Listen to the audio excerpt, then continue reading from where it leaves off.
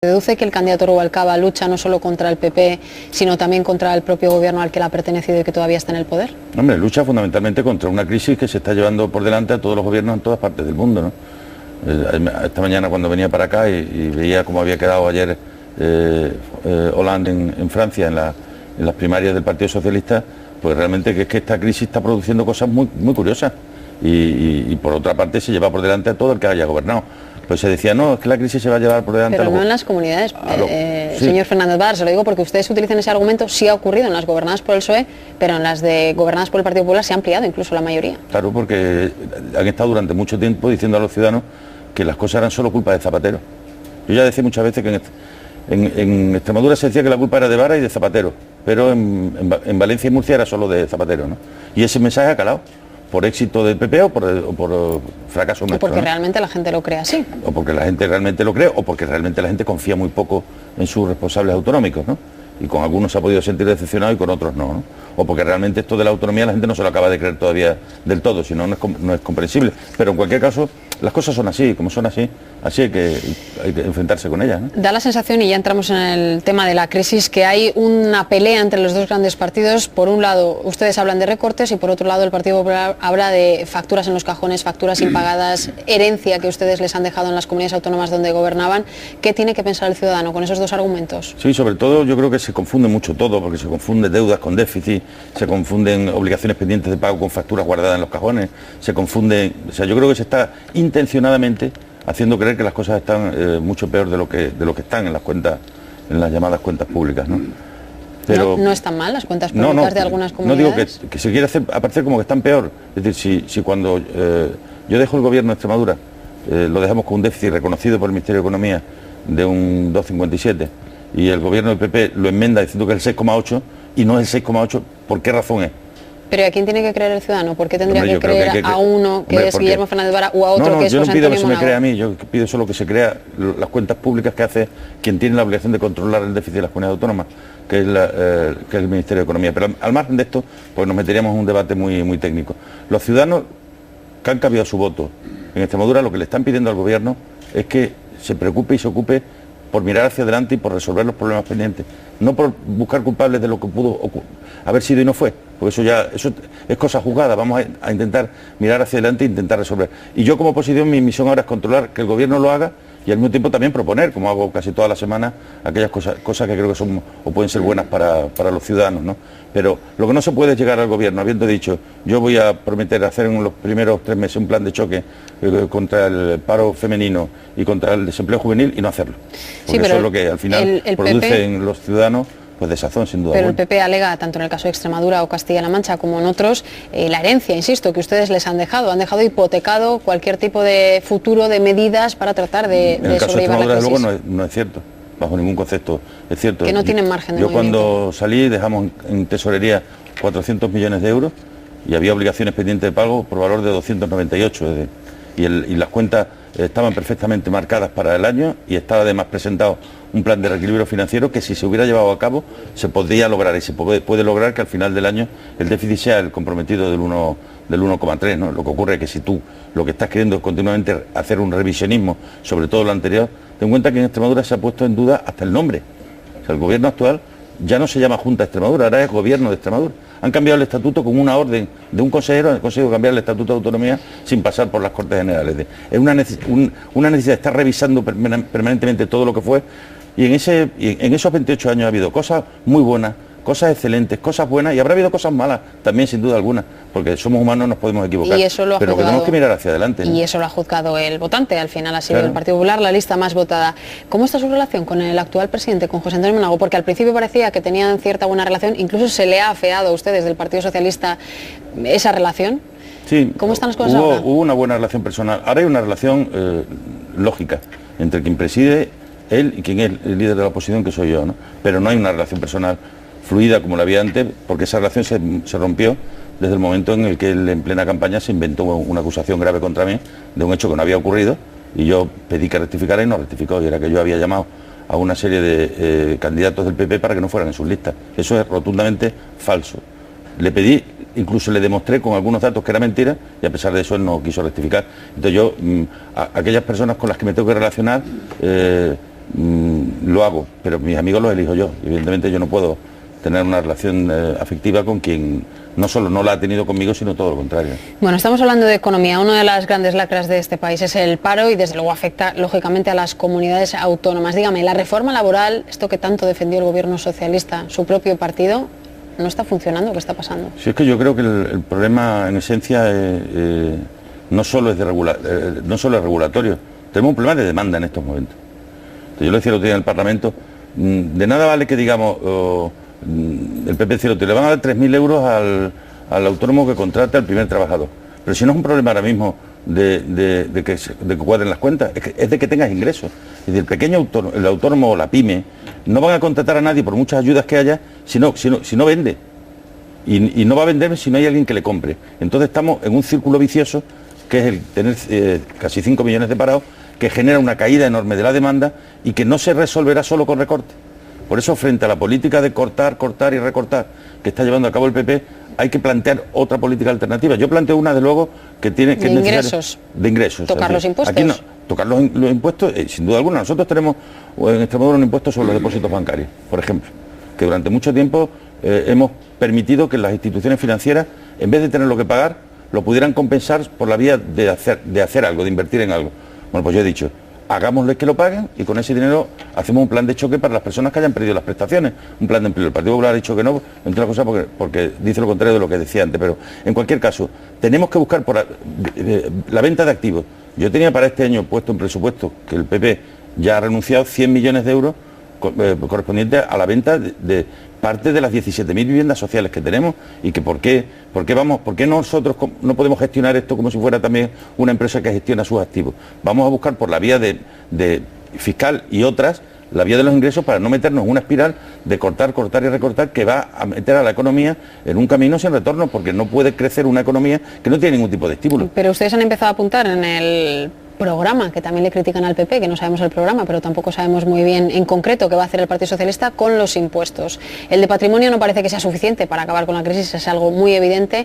¿Cuáles otros pueden tocar? ¿Cuáles no? Si se puede concretar, IRPF, IVA, ¿qué cosas tienen en la cabeza? Nosotros hemos dicho, vamos a ver, en estos tiempos en los que el ciudadano está angustiado, hay que darle seguridades.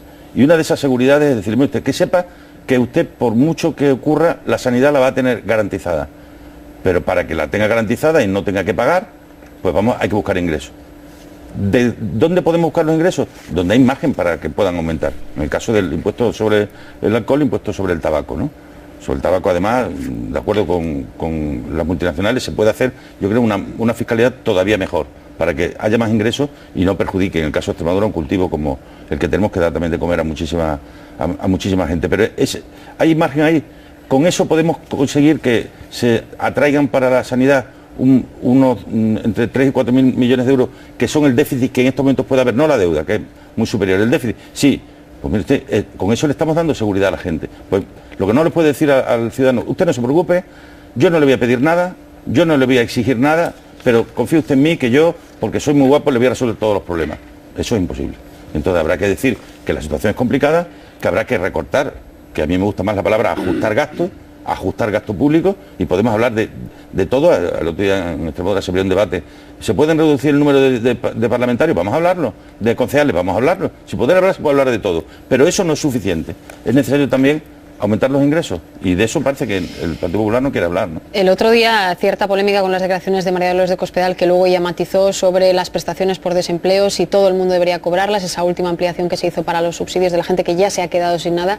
¿Esto es sostenible con la que está cayendo? Dijo una barbaridad Cospedal. ¿Usted comparte que esto a lo largo de los años no se va a poder sostener con tantos millones de parados? No, pero no solo Cospedal. Es que Cospedal dijo eso, Esperanza Aguirre lo dijo de la educación, que seguramente no tenía por qué ser gratuita toda la educación. Matizado también. El problema de esto es que cuando los niños dicen fuera de casa alguna cosa, es porque han oído en casa hablar a los padres. Entonces, el problema no es que lo digan, es que lo piensan. Y eso es lo que a mí realmente me preocupa. Lo que pasa es que han tocado el silbato para que nadie meta más la pata, porque ellos consideran meter la pata contar lo que sienten. Pero yo le pregunto si es sostenible, si en el fondo lo que se está queriendo decir es que, no habiendo tantos ingresos con la crisis en la que estamos, ¿eso es sostenible, pagarle a tanta gente un subsidio? En estos momentos estamos gastando por prestaciones de desempleo, entre contributivas y no contributivas, en el entorno de 3 puntos del Producto Interior Bruto, ¿no? Eso parece excesivo, pero hay que mantenerlo en tanto en cuanto tengamos a gente pasándolo mal. Pero eso es un debate. ¿Ustedes creen que hay que mantenerlo? No, nosotros pensamos que sí. ¿Por qué? Pues porque lo peor que puede ocurrir en este tiempo es que haya gente que se nos quede por el camino. Hasta tanto en cuanto se produzca la recuperación económica, hay que priorizar el hecho de la protección, porque además son protecciones, estamos hablando de protecciones de 400 euros. Es para que la gente pueda comer, simplemente, ¿no? Y para que eso sea así, y si para que eso sea así hay que hacer una revisión al alza de determinados impuestos, pues es una opción. Pero yo opto por hacerlo para que la gente no pase en una situación de marginalidad o de exclusión social, que de ahí luego cuesta mucho volver, porque un desempleado puede volver a ser un empleado, pero una persona que cae en la exclusión social se queda fuera del circuito, ¿no? Y queda fuera del circuito muy probablemente para el resto de su vida, ¿no? ¿Qué opina, por cierto, de esas declaraciones de Durán que tanto revuelo han causado y que después decía, no me refería a los que reciben el subsidio y se van al bar, sino a los dirigentes políticos, que no sabemos si se van al bar? Lo digo porque en su comunidad también se ha recibido. Yo creo que tengo por él bastante respeto del que él demuestra tener por mi tierra, pero yo creo que se le ha ido la pinza. Yo creo abiertamente se le ha ido la pinza. Pero ya sabe que hay gente que tiene dudas de que el PER, estamos hablando de los subsidios también en este caso, ¿cómo lo defendería usted? Pero yo me niego a aceptar que el PER sea un subsidio y la ayuda a la automoción para que la industria de Martorell se mantenga, no lo sea. Es decir, no vale que lo que en unos sitios se le llama subsidio, en otros datos sea un apoyo a la innovación, porque entonces nos estamos engañando. Entonces lo que no puede ser bajo ningún concepto es que insistamos una vez más que la solidaridad se produce entre territorios. No, la solidaridad de la Constitución está entre ciudadanos, que los que más pagan hacen posible que los que más lo necesitan lo reciban, pero no por ser de aquí o de allá, sino porque esa es la condición inherente a nuestra condición de españoles, ¿no? Bueno, hablemos también de este asunto desvelado por el diario El Mundo que afecta al ministro portavoz, a José Blanco. Más allá de si es delictivo o no, que eso lo decidirá un juez y no un periodista ni tampoco ustedes, ¿no es poco estético que cuando se sabe que se ha reunido en una gasolinera con esta persona, el PSOE salga diciendo que era un asunto privado? ¿A usted qué le parece? Hombre, lo que no parece razonable es que se siembre la duda sin que haya un mínimo de indicios de que eso ha podido ocurrir. ¿Ha habido algún favor de los que se requerían que se haya producido? Parece que todo el mundo reconoce que no. Bueno, pues entonces que la gente va regalando el dinero para ir por la vida. O sea, yo tengo que creer primero porque creo en la honestidad de Pepe Blanco, pero además porque creo en la presunción de inocencia de todo el mundo. Yo no pido para los políticos... Pero el Partido Socialista, y usted lo sabe, muchas veces ha exigido, antes incluso de las imputaciones, explicaciones al Partido Popular. Y el hecho de que se niegue a dar explicaciones en el Congreso, que sus razones tienen ustedes, pues quizá no esclarezca mucho lo que ha ocurrido. Yo creo que explicaciones hay que darlas todas. Hay que dar explicaciones hasta de las explicaciones. Explicaciones todas las que haya. Pero lo que no podemos darle carta de naturaleza o poner una sombra de duda, porque ya digo, los políticos no tenemos por qué tener más derechos que nadie. Y de hecho deberíamos evitar tenerlos. Pero tampoco podemos tener menos, ¿no? Y el hecho de la presunción de inocencia debería, como mínimo, respetarse hasta un determinado momento en el que hubiera el más mínimo indicio. Lo otro me parece una barbaridad. Y no solo me parece una barbaridad, me parece además que esto producirá o tiene necesariamente que acabar produciendo un efecto negativo sobre quién se dedica a la política. Porque evidentemente si uno viene con su mejor voluntad, aquí no viene uno para hacerse rico, lo puedo asegurar. Cuando viene uno desde su profesión, viene a intentar hacer lo mejor que pueda haber gente que se haya corrompido en todas las facetas de la vida. Y el que la haga, que la pague. Esté donde esté el que la haga, que la pague. Pero respetemos un poquito la presunción de inocencia porque es fundamental. Pero es habitual que un político de ese nivel se reúna con una persona como esa en una gasolinera, le insisto, porque más allá, y no estamos prejuzgando a nadie, es curioso, ¿no? ¿O usted le llamó la atención o no la información? No, es que yo no tengo acreditado que se hayan reunido para hablar de otra cosa que no sea que quedaran para tomar un café. No sé si se conocían o no se conocían. Es decir, yo creo que lo que no se puede es, porque se haya reunido en una gasolinera, sacar como conclusión que eso así era uno para comprar y el otro para vender. Porque a mí me parece inaudito, no me cabe en la cabeza. Le pregunto también por Rubalcaba. Usted fue el primero que dijo aquello de tengo 3 candidatos, Alfredo Pérez y Rubalcaba. ¿A la vista de las encuestas sigue pensando que era el mejor candidato? Sí, sigo pensando que era la persona que mejor sintetizaba lo que pensábamos una mayoría de militantes, ¿no? Y creo que en un escenario tan complicado y tan adverso como aquel con el que nos estamos enfrentando, tiene un enorme mérito lo que Rubalcaba está haciendo, y yo desde luego como militante del partido se lo agradezco, ¿no? El esfuerzo que ha hecho incluso por poder presentar un programa competitivo y poder presentar un programa atractivo, a mí me parece digno de reconocimiento y yo desde luego se lo reconozco. Y pase lo que pase tras el día 21, ¿seguirá pensando lo mismo, que es quién debe liderar el Partido Socialista? No, yo a ese respecto también me he manifestado, ¿no? Yo creo que va a depender mucho del resultado, ¿no? Si el resultado es bueno, por supuesto, si es razonable, por supuesto, que será la persona Póngame una cifra, ¿qué es bueno, qué es razonable, qué es malo? No, yo creo que un grupo parlamentario que permita hacer una labor de oposición fuerte le daría el aval. Un grupo parlamentario que quedara muy por debajo de la cifra que quede el Partido Popular o de la que históricamente hemos tenido nosotros como de referencia, debería de producir en el partido una convulsión interna de casi, no digo de volver a empezar, ¿no? Pero sí de volver a un 35 Congreso. ¿Pero quién lo lideraría? Porque existe la duda de quién es ahora el líder en el Partido Socialista. Se lo pregunto. ¿Quién es? No, ¿quién lideraría? ¿Quién lidera ahora mismo el Partido Socialista? El líder del Partido Socialista en estos momentos es José Luis Rodríguez Zapatero, porque es su secretario general. Pues el otro día José Blanco aquí decía que el que lidera el partido ahora mismo es Rubalcaba. No, pero el líder del partido es José Luis Rodríguez Zapatero. Nuestro candidato es Rubalcaba. Pero ¿quién manda? No, se ha visto perfectamente quién ha mandado. ¿Quién ha dirigido el proceso que ha tenido que ver con las elecciones? Rubalcaba. Bien, ¿Quién dirige la política del partido? Necesariamente el secretario general. ¿Hasta cuándo? Hasta el Congreso. ¿Qué ocurrirá en el Congreso? El futuro del PSOE siempre lo ha escrito sus militantes. Puede haber medios de comunicación, puede haber empresas, puede haber gente interesada en decir lo que tenemos que hacer. Haremos lo que creamos que tenemos que hacer. Pero ¿quién liderará el día 21? Ya me ha dicho que era el que manda es Rubalcaba. ¿Y el día 21 quién decidirá que se abra un Congreso o no? ¿Rubalcaba, Zapatero, quién? Lo decidiremos todo. Lo decidirá seguramente. Bueno, pero no es asambleario. No, el Comité Federal, el máximo órgano entre congresos. ¿Y será quien convoque en un congreso? Será quien tenga que decir qué es lo que piensa la dirección del partido, el máximo órgano entre congresos, y en definitiva, en función del resultado, si el resultado es bueno, las opciones serán unas, si el resultado es malo, serán otras. Pero en cualquier caso, lo decidiremos nosotros. Lo que sí puedo asegurar que esa decisión no será delegada ni permitiremos que nadie la tome por nosotros, sin duda alguna. Vamos a escuchar si le parece por aquí también al resto de la mesa. Jesús. Da la impresión hasta el momento de que los gobiernos autonómicos del PP, los recortes que van haciendo, el argumento principal, aparte de que se han encontrado las cajas vacías y que la herencia ha sido envenenada, da la impresión, digo, de que puede ocurrir lo mismo si gana el PP las elecciones generales. Ya están advirtiendo de que la herencia va a ser envenenada. Ha sido el principal mensaje de Rajoy en esta última convención, ¿no? En el caso de Extremadura, además, usted lo ha vivido, cómo se ha dado una cifra de déficit, según usted, el que usted dejó en la autonomía, y otra que la triplica la que ha dado el presidente que le ha sucedido. ¿A usted no le parece que habría que llegar a una fórmula de traspaso de poderes transparente, que incluso se firmara una especie de recibir? Es decir, ¿cómo se resuelve esta cosa de que siempre al final la culpa la tiene de todo el anterior? Claro, están pasando cosas muy curiosas, no solo eso, sino que, por ejemplo, auditorías de servicios públicos que el gobierno anterior hizo, el gobierno actual la vende como si la hubieran encargado ellos. Es decir, pero yo puedo asegurar que en Extremadura yo me propuse que fuera una transición modélica. Y hubo un traspaso de poderes modélico. Toda la información, toda, y cuando digo toda, es toda, se dio. Pero no solo en temas accesorios, sino en lo esencial.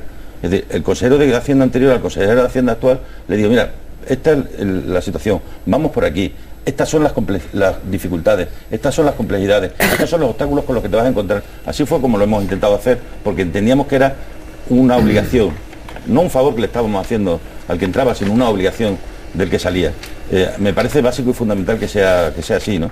Lo que pasa es que hay que actuar con mucho más rigor que el que se está actuando. En este mismo programa, el presidente vino a decir que iba a ahorrar un 10% del presupuesto de las empresas públicas, es decir, 520 millones de euros, y resulta que la empresa pública tiene un presupuesto de 35. Es difícil ahorrar 520 de 35, ¿no? Pero porque se ha estado manejando las cifras, porque se ha intentado dar una visión muy catastrófica de la realidad que ahora se vuelve en contra, porque hay muchos empresarios que tenían que renovar sus pólizas o que tienen que renovar sus operaciones de crédito. Cuando ve a un gobierno diciendo que ni va a hacer obra nueva, ni va a licitar obra, ni va a licitar nada, está diciéndole a la gente que sepan que lo que viene es todavía peor que lo que hay. Así que a ver qué hacen ustedes, ¿no? Marisa. Sí, a mí me gustaría volver a la situación del Partido Socialista y me gustaría conocer su opinión. ¿Usted cree que después de las elecciones del 20 de noviembre debe celebrarse un congreso del Partido Socialista rápidamente, antes incluso de las andaluzas. Y también me gustaría saber si usted cree que en ese Congreso va a haber candidatos inesperados a la Secretaría General. Si el resultado es bueno, razonable, deberíamos respetar los tiempos de cuando corresponde, que corresponden en la primavera, al inicio del verano del año que viene. Si el resultado es muy negativo, mi opinión es que hay que hacer un congreso cuanto antes, ¿no? Y le puedo asegurar que aparecerán candidatos. Siempre aparecieron 4 la última vez, y le puedo... ¿Candidatos o candidatas? Candidatos, candidatas, seguro que habrá, y creo que más de uno, y muy probablemente más de 2, ¿no? ¿Y Carme Chacón cree usted que podría estar entre ellos? Ella manifestó en su día que así era, y además ya lo dije... Bueno, más bien manifestó que así no iba a ser. Bueno, más bien, pero manifestó que lo había sido. Yo creo que... Vaya manera de decir que no la dejaron presentarse, ¿o no? Claro, no lo sé, pero ahora tiene la oportunidad de hacerlo. Ahora entramos en un proceso congresual, ahora no decidimos quién va a ser candidato. Vamos a decir quién va a ser secretario general o quién va a ser secretario general de nuestro partido. Y el que nos diga que depende y que va en función de los resultados, pues creo que no está diciendo la verdad, ¿no? Fernando. El tema es muy seductor, pero bueno, quizá todavía queda mucho hasta el día 20 y ya habrá tiempo de hablar después de las elecciones. Pero yo le quería preguntar a usted, porque uno de los reproches que sí se le está haciendo al Partido Socialista es que en este tiempo en el que observan cómo podrían perder el gobierno, desde hace, digamos, un año y medio, parece que la economía lo ha sepultado todo. Parece que el Partido Socialista se ha convertido en un partido de economistas y se deja de hablar de otros temas que fueron capitales en la línea de gobierno y en su programa político. Y parece que se ha aparcado todo. Hoy, por ejemplo, el periódico de Cataluña habla de ese informe de expertos en el que se sugiere la posibilidad o la recomendación de sacar los huesos del dictador Franco del Valle de los Caídos. Es extraño que el Partido Socialista no haya aprovechado estos últimos meses para algunos pequeños hilos pendientes, no haberlos dejado atados, ¿no? Como, en fin, ideológicamente son poderosos para ustedes. Le pregunto, ¿por qué no se ha hecho? ¿Por qué no se aprovechan estas últimas semanas para tomar medidas un poco de acuerdo a su programa electoral? ¿Y sería usted partidario de antes de las elecciones sacar los huesos de Francisco Franco del Valle de los Caídos? Respecto a lo de que la economía lo ha sepultado todo, es así, ha sido exactamente así. Pero incluso de cosas que se han hecho en los últimos tiempos. Hace 15, 20 días se aprobó una medida por la que se venía luchando desde hacía 20 años, que era que los trabajadores del régimen especial agrario pasaran a formar parte del régimen general de la Seguridad Social. Eso lo ha hecho este gobierno, lo ha hecho este partido y prácticamente no ha trascendido. Pero es que son decenas de miles, en mi tierra 70.000, nada más y nada menos que 70.000 personas que pasan de ser ciudadanos con derechos de segunda división a ser ciudadanos trabajadores con derechos de primera división, ¿no? Bueno, pues no ha salido, parece como si no hubiera ocurrido, ¿no? O sea, yo creo que el gobierno ha hecho a lo largo de estos 8 años suficiente número de cosas como para poder globalmente decir y defender su propia gestión, y ahora la economía lo ha sepultado todo, porque una vez que las cosas en lo económico van mal, cada día hay menos ciudadanos y cada vez hay más individuos. Es decir, cada vez nos preocupamos más por mi entorno personal que por lo que puede ser el entorno en el que vivo, ¿no? Y respecto a lo de los huesos, yo creo que lo que hay que todo lo que sea normalizar la vida, bueno es. Normalizar la convivencia, bueno es. Yo siempre he dicho que a los muertos los dejemos tranquilos, ¿no? Quizás sería bueno el que a los muertos se les deje tranquilos o se les deje en paz. Hemos dicho nosotros, y además que se les pueda encontrar para que se puedan enterrar, donde puedan sus familiares ir a verlo, ¿no? Yo creo que las decisiones que tomemos tienen que ser que no abran un abismo entre las dos Españas, por favor, no en estos momentos.